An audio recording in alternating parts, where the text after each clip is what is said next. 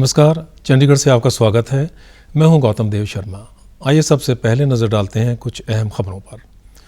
प्रधानमंत्री ने कहा, कोविड की चुनौती अभी समाप्त नहीं हुई है। उन्होंने लोगों से सतर्क रहने के लिए की अपील।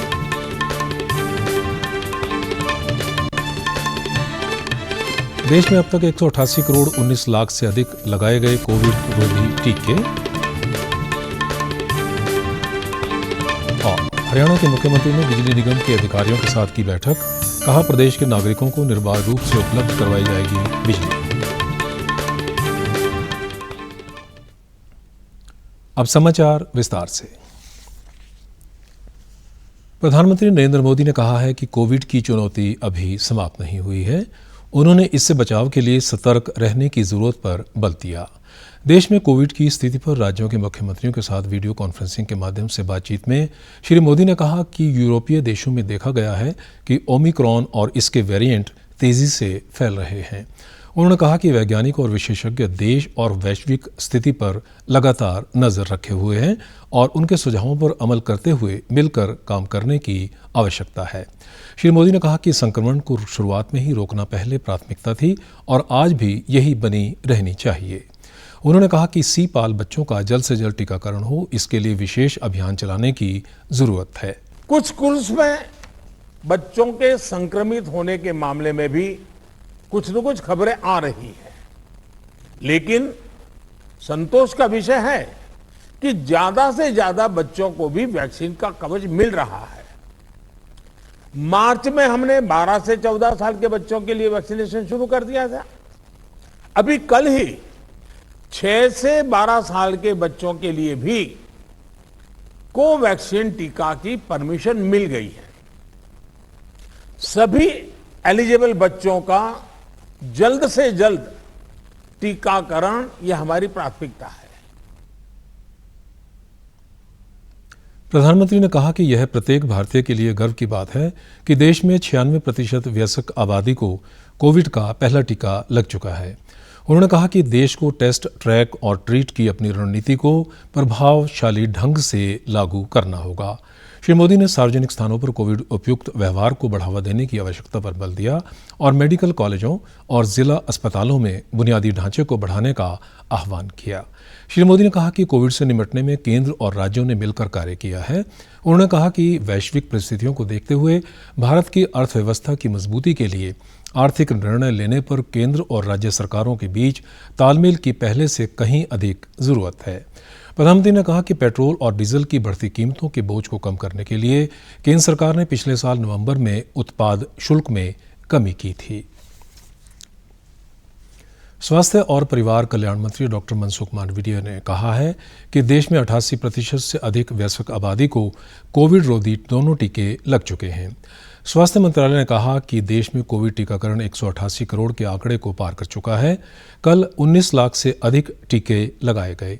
मंत्रालय ने बताया कि 12 से 14 वर्ष की आयु वर्ग के बच्चों को अब तक 3 करोड़ 18 लाख से अधिक टीके लगाए जा चुके हैं। अब तक 2 करोड़ 72 लाख से अधिक एहतियाती टीके पात्र श्रेणी के लोगों को लगा चुके हैं। वहीं देश में अब तक 188 करोड़ 19 लाख से अधिक कोविड रोधी टीके लगाए जा चुके हैं। स्वास्थ्य मंत्रालय ने बताया कि पिछले 24 घंटों में 21 लाख 97 हजार से अधिक टीके लगाए गए। इसी अवधि में 2927 लोगों में कोरोना संक्रमण की पुष्टि हुई। देश में इस समय 16,279 संक्रमितों का उपचार चल रहा है। स्वस्थ होने की दर 98.75% है। अब तक 83 करोड़ 59 लाख कोविड परीक्षण कराए जा चुके हैं। पिछले 24 घंटों में 5,05,000 से अधिक परीक्षण कराए गए। राज्यों और केंद्र शासित प्रदेशों को अब तक 192 करोड़ 88 लाख कोविड रोधी वैक्सीन की डोज दी जा चुकी है। यह वैक्सीन केंद्र सरकार के निःशुल्क चैनल और राज्यों द्वारा प्रत्यक्ष खरीद के माध्यम से उपलब्ध कराई गई है। राष्ट्रव्यापी कोविड टीकाकरण अभियान पिछले वर्ष 16 जनवरी को आरंभ हुआ था। स्वास्थ्य मंत्रालय ने कहा है कि राज्यों और केंद्र शासित प्रदेशों के पास अब भी 19 करोड़ 70 लाख से अधिक डोज बची हुई है। केंद्र सरकार ने केंद्रीय विद्यालयों में वर्ष 2022-23 के लिए प्रवेश के दिशा निर्देशानुसार सांसदों के सिफारिश कोटे को समाप्त कर दिया है।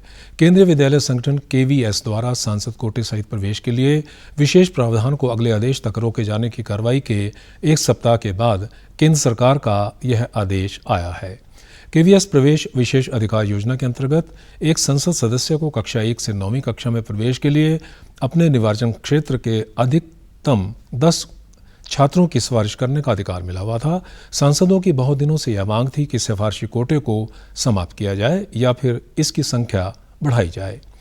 केवीएस द्वारा जारी संशोधित दिशा निर्देश के अनुसार प्रवेश नीति के विशेष प्रावधान के अंतर्गत अनेक परिवर्तन किए गए। इनके अनुसार सांसद कोटे के अलावा केवीएस ने शिक्षा मंत्रालय के कर्मचारियों के 100 बच्चों, सांसदों के बच्चों और उनके आश्रितों के बच्चों, केंद्रीय विश्वविद्यालय के सेवानिवृत्त कर्मचारियों के बच्चों और स्कूल प्रबंधन समिति के अध्यक्ष के विशेष अधिकार कोटे के अंतर्गत अन्य आरक्षणों को भी समाप्त कर दिया है।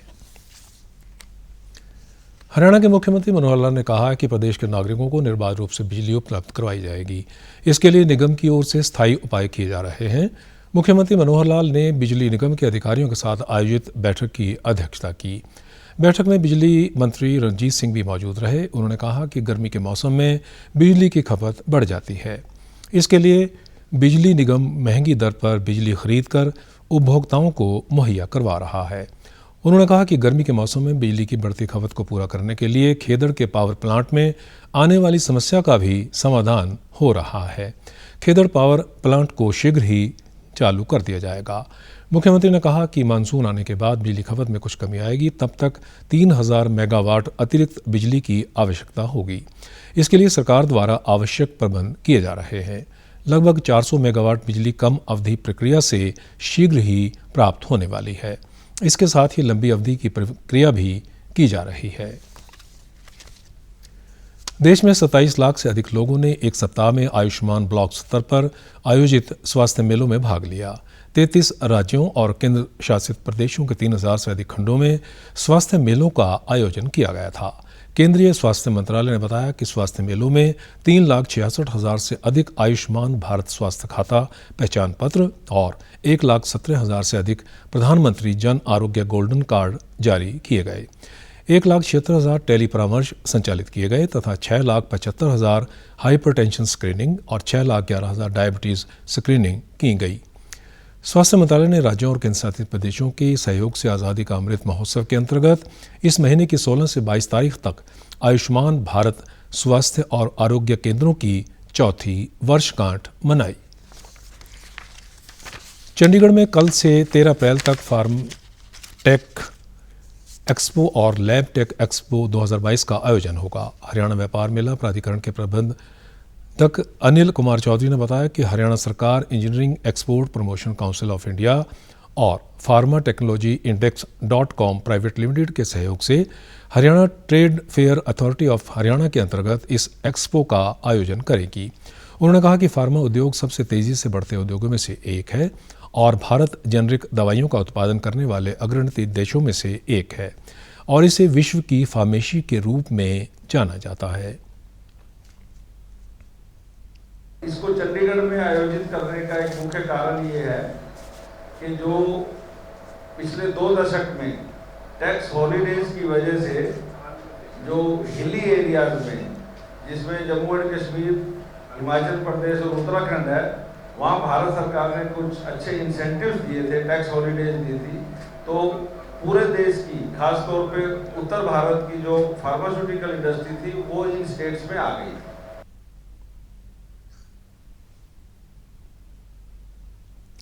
एक प्रेस वार्ता के दौरान बताया गया कि हरियाणा के मुख्यमंत्री के पास फार्मास्यूटिकल उद्योग के लिए एक हब के रूप में बदलने का एक विजन है।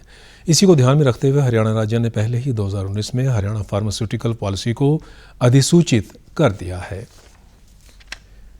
सड़क सुरक्षा अभियान में सेक्टर 17 में स्मार्ट सिटी लिमिटेड के साथ पटियाला फाउंडेशन ने मजदूरों की साइकिलों पर रिफ्लेक्टिव स्टिकर लगाए। स्मार्ट सिटी परियोजना की मुख्य कार्यकारी अधिकारी आनंदिता मित्रा ने कहा कि पटियाला फाउंडेशन ने साल 2017 में यह मुहिम आरंभ की थी। उन्होंने कहा कि ज़्यादातर साइकिल सवार अंधेरे या धुंध में गाड़ी चालकों के सामने आकर हादसे का शिकार हो जाते हैं। साइकिल पर रिफ्लेक्टिव स्टिकर लगाकर ऐसी घटनाओं को रोकने का प्रयास हो रहा है।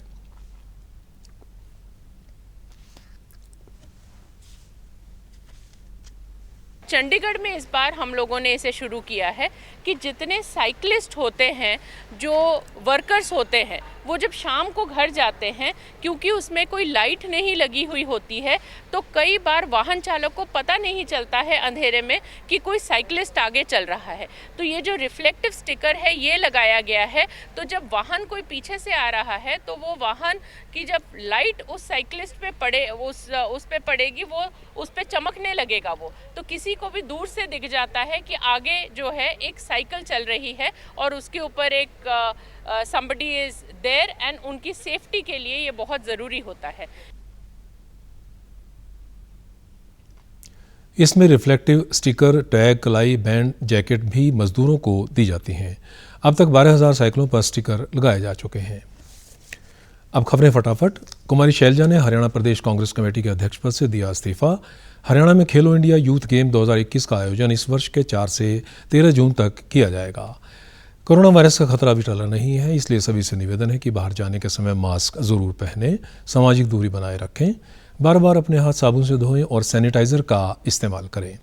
आप हमारे समाचार YouTube channel DD news Chandigarh, Facebook DD news Chandigarh और Twitter handle DD news CSD पर भी देख सकते हैं।